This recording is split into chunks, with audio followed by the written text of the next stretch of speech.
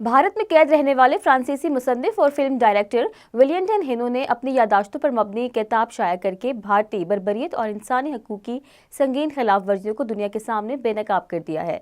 32 साला हेनो ने 15 जनवरी 2026 को अपनी किताब I had an Indian dream in the hell of Gorakhpur शाया की, जिसमें उन्होंने 2023 में भारत के अपने सफ़र और गोरखपुर जेल में गुजारे गए 7 महीनों की इंतहाई होलनाक और सदमे से भरपूर कहानी बयान की है।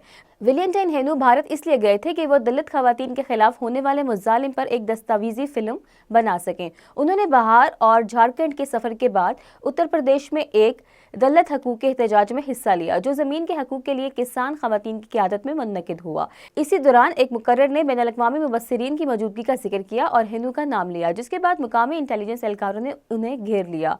उन्हें एहतजाज को गैर कानूनी तौर पर फंड करने और वीज़ा की शराइत की खिलाफ वर्जी के इल्ज़ामात में गिरफ्तार करके गोरखपुर जेल में भेज दिया गया।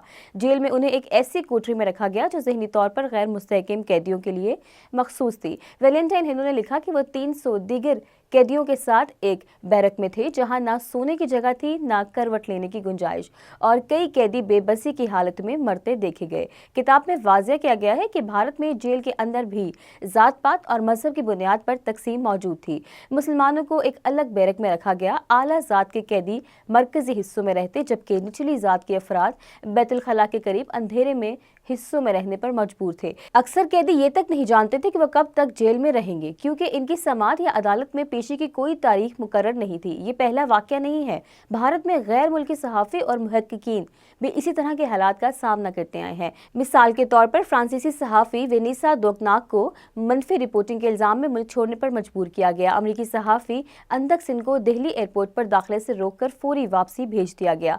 इसी तरह जर्मन और स्वीडिश शहरियों को मजहबी सरगर्मियों के इल्ज़ामात पर गिरफ्तार करके मुल्क बदर किया गया। सहाफ़ी आज़ादी के इदारे और इंसानी हकूक़ की माहिरीन भारत में गैर मुल्की सहाफ़ियों के साथ बढ़ती हुई निगरानी, वीज़ा में ताख़ीर, इजाज़तनामों से इनकार और मुल्क बदरी के इक़दामात पर शदीद तशवीश ज़ाहिर कर चुके हैं। ख़ासतौर पर मकबूजा जम्मू और कश्मीर, एहतजाज या अक़लियतों के हकूक़ जैसे हसास मौज़ूआत की रिपोर्टिंग करने वाले गैर मुल्की सहाफ़ियों के लिए भारत अमली तौर पर एक जहन्नुम बन चुका है।